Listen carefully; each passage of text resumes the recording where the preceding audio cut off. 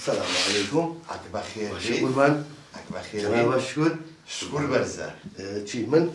والله انت قربان جو خويا يقولوا اه ترسي. نروح كم اعطون برزة شكون؟ اجو كيف اليوم؟ برز بياخذ ايش لباش يا صدقني شو؟ يا اخوة بخير بي؟ اخوة بيبي؟ هلا برزيها بايش يوم ماشية. انا على اخوة بس يا أنا بنت والله. والله والله هيك جنات انت بواطها كدوانك سايخت انا. بلا وايا. جاوبني شاتون لخزمت انا. بس تعال التليجرام كابيني ثاني. بلا بدا شيء. بلا باشا اما السي في كتاب. والله. بلا باشا بس شاو. يا الله اخوي يعني. شو قربان شو خلاص مصيبة؟ اي لوت نزل درجة ولا راس مكان؟ بابا اول ليلة على زكان وسيد للسي في كو. تو هندسي معماري وطاق. انا والله قربان جل. يبو ساكي كي رولا. ايه دي قربان دي خوت زانية سكوة تاعينا دي بخوايا هندسي تاوكروك ومن اوتلا بازا باقلا فروشي. كل الروح حكم والله كنا احتاج امام محمود ديمان هي بي سي بقى وداك انه هي امريكا وبانا ما بي سي باختصاصك تويا خليجي اختصاصي قوبه. يقول برجع مش حزمة قروك او خلقات تاعينات هبوة مش دام مزرعو خزمتي الرقا وبانا قم بكرتها. من بودك شون؟ بروح علي زكا بنوسا إيه؟ بنوسا مهندسي معماري. عوام؟ مهندسي معماري. بس بس ساقي اخي قلنا عني كان جيك يو كنت ساقي بكا. بس ممنون. هندسه شتاء كنت ممنون. روح حكم. زوس باص. شاور راسك. ساقي. هستي رولا. هستي. باورك ورم زعل برزة النزمة. كرواز لبرزو نزمي بينا باوا ليجنكا بمزوانا كومالي ناوي تربلا وكاتو وترسم ناو دويت يا بي ايش نيجي؟ اوي كان ضل كان اشكراك وري احترامي خوب قربي ادب من خمسة مسألة وموسوعة. من خمسة مسألة وموسوعة. باش بس باوا والله وزعك زور خرافة يبو خرافة كل زور دعوة حق برامر لو خبر خوشان الله خواه خوش ماني دقيقة من خبر خوشان كيش منامي تمتا؟ نو ها؟ تندا بزيوا. باي باوا استطوان بلم نول زرري نو دفتر باو خرو. يلا كل تدي منو بالمنو.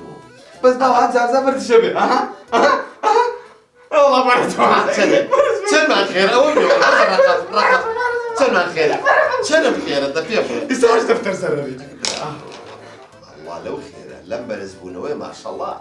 اوه مهم وين هالتوس برز بيته هالتوس. ها برزو هو برزو اما بيخوشات اما بيخوشات راك انت ضل مخوش معايا تقول راجع باوا يصار معنا را دائما اوا خبري خوش مبليه بس مش اللي هلا زلمه السلام عليكم. معك بخير بيسا شو قربان؟ بس شيء؟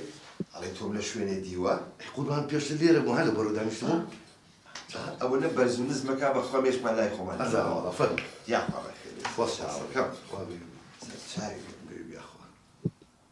عملت شيء شو قربان؟ انتو نسيت من مهندسي معماري قربان من انما وشهادة كما ويا. اي لا بيجك انا ما نسيت سايق معنوي قربان تو خونو شو بيقول ربي كما مهندس. روح حكم اما السايق معنوي مهندسي معماري بقول شيء تشاوك قربان لازم يو خسرت انا معنا شيء وانا تو خود مثل شو شهادة وبقول ربي كما مهندس. من وين بقول؟ ايوه ونقول انت سايق معنا. باوكا برزو بس انت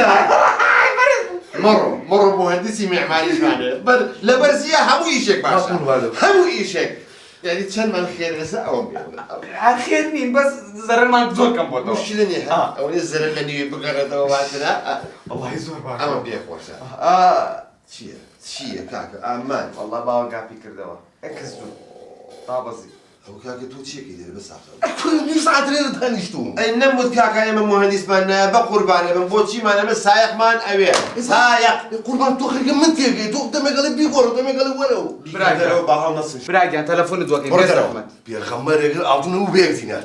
باشا. تعال اعطونك ان شاء الله اخوابك بقربان تاكي باصل فرمو برا صورة. ردرواني ردروان. نمينات تعال اعطونك من خموس عن زور جوانا او كبر الزوجة بس جديدا دراك نوكو مهندس نروتي خير بينا ولا بقربان شوفوا اما البراد عصبي بها لطيف يعني بلا زورنا دكتور شو ما. لا خيتك عادة كبرز بين من ضلوا خوشي امزاج راسك بو مسألة وشي صورة قش دايلة برناقم مخون رشي كوري رشو.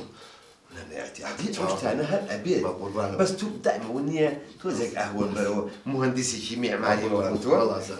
اول رزاع مندي قرباني اعطونا. باوكا رزاع اجا رزاع طابزي والله دابزي لەو خەبەرە ناخۆشانە ئیتر مێشک بڕێگەڕی TNT پیاتەقیوە ئەوە چییە کا لێرە بۆ لێرە دانیشتووی کاکە قوربان بڕسیە جا لا حول ولا قوة إلا كاكا لم سايقمان سايق مدزمان نابێت بڕدەرەوە ئەی دیسانە بۆم ناگەی کاکەم تەلەفۆنە بۆ شێتمانەکە دەبڕە دەرەوە برا خەمانێگر ئاڵتونەوە بەنیو جینەر باشە وردە بڕە ئەمرن نەمێنێت دەرەوە جوانە مەرەگی بۆ خازی پێخەمەر دوعا لە ئاڵتونەکە بخۆم بەسم زۆر تەواوە باش هاتی من چی بوو پێ کردم ها هاوکە چی بوو والله سێقا دابەزی تاخر بوو تەخت بوو يعني ئیفلاس چواردە دەفتەر لە زەرەری باوکە باوکە باوکە باوکەی چی باوکە خەبەر مەکەرەوە تاکو ئاڵتون نەفرێت